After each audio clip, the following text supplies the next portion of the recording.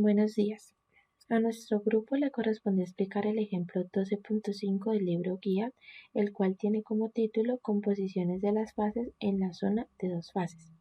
En esta presentación hablaremos Caroline Pozú, Valentina Suárez y quien les habla Alejandra Yepes. Iniciaremos dando contexto al problema. Este dice, en la figura 12.18, la cual estamos enseñando en este momento en la diapositiva, se muestra el diagrama de fases líquido-líquido de una molécula, en este caso el butanol, la cual estará denotada por la letra A, más el agua, la cual estará denotada por la letra B, a una presión de una atmósfera. A partir de esto, determina el número de moles de cada sustancia en cada fase si 4.0 moles de A y 1.0 moles de B se agitan a 30 grados centígrados. Entonces debemos tener en cuenta las consideraciones que estamos marcando a continuación. La primera es que el experimento se realiza a T, es decir, a temperatura constante, en este caso 30 grados centígrados, y P constante, que sería presión constante, en este caso una atmósfera. La segunda consideración es que el butanol y el agua son parcialmente visibles entre sí, recordando que cuando hablamos de miscibilidad es el término empleado para referirse a la propiedad de algunos líquidos de mezclarse. La tercera consideración es que se forman dos fases, en este caso serían líquido y líquido. Para calcular el número de moles de cada sustancia, primero se determina la fracción molar de B total. Para esto se toman las moles de B y se dividen entre las moles totales. Esto es, 1 mol sobre 5 moles que da como resultado 0.20. Esta es la fracción molar de B total. Bueno, se tiene este diagrama de fases de butanol agua a una atmósfera. Bueno, esas fases se presentan dado que cuando se mezclan dos líquidos que presentan miscibilidad parcial, se dice que son parcialmente miscibles.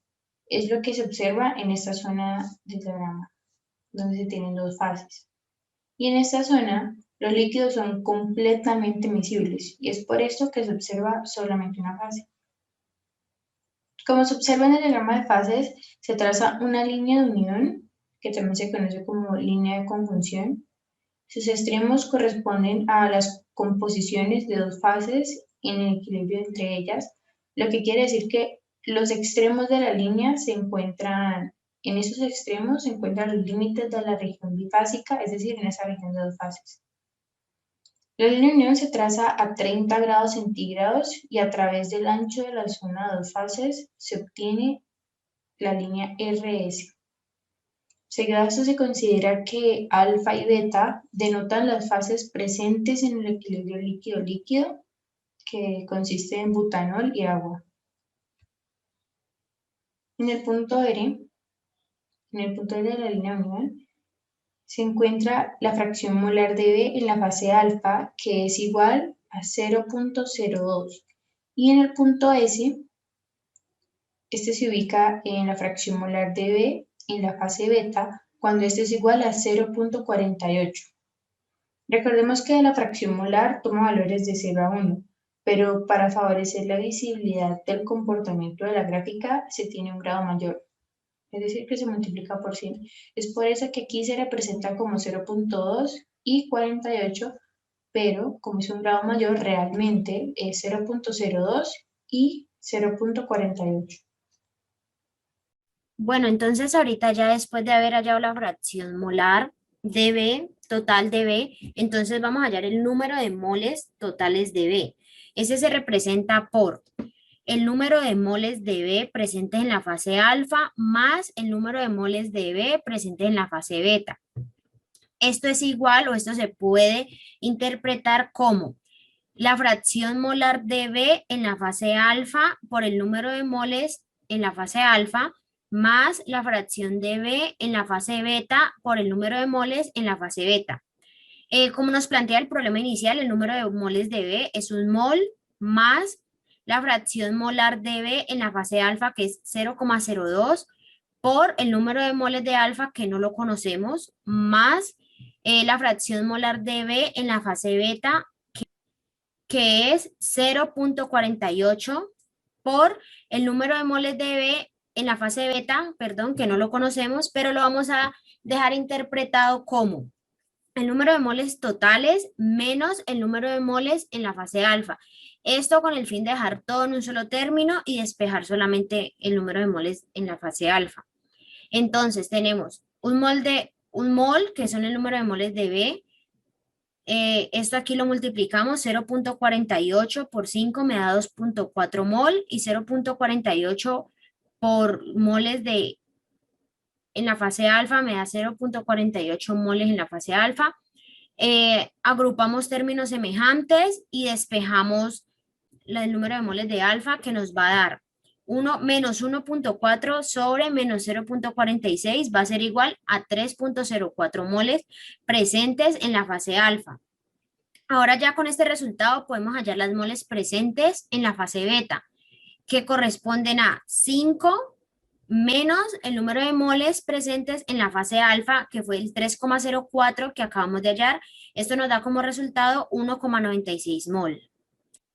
Bueno, ahorita ya tenemos el número de moles totales en alfa y el número de moles totales en beta, pero queremos saber cuántas moles hay de B en alfa y cuántas moles hay de B en beta y cuántas moles hay de A en alfa y cuántas moles hay de A en beta. Listo, entonces para primero calcular el número de moles de B presentes en alfa, esto va a ser igual a la fracción molar de B en la fase alfa por el número de moles en la fase alfa. Entonces, tenemos que la fracción molar de B en la fase alfa es igual a 0.02 y el número de moles de alfa va a ser las que acabamos de hallar, que es 3,04. Esto nos da un total de 0.06 moles de B en la fase alfa. Ahora, hallamos el número de moles de B en la fase beta, que va a ser igual a la fracción molar de B en la fase beta por el número de moles totales de la fase beta, que son 1,96, las que acabamos de hallar. Esto nos da como resultado 0,94 moles de B en la fase beta. Ahora, para hallar el número de moles de A en la fase alfa, es igual a el número de moles totales en la fase alfa menos el número de moles de B en la fase alfa, que esto sería igual, el número de moles totales de la fase alfa es 3,04 menos 0,0 que acabamos de hallar. Esto nos da resultado 2.98 moles de A en la fase alfa. Y ahora por último, calculamos el número de moles de A presentes en la fase beta. Y esto va a ser igual al número total, el número de moles total de A menos el número de moles de A que ya hay en la fase alfa. Eso nos da como resultado 4 moles es el número es el dato que nos planteó inicial el ejercicio, que es el número total de A, de moles total de A, menos el número de moles que nos acabó de dar, que es 2,98. Esto nos da como resultado 1,02 moles de A presentes en la fase beta. Bueno, y entonces otra forma de dar solución a esto y hallar las moles presentes de A y B en ambas fases es haciendo uso de la regla de la palanca. Muchas gracias.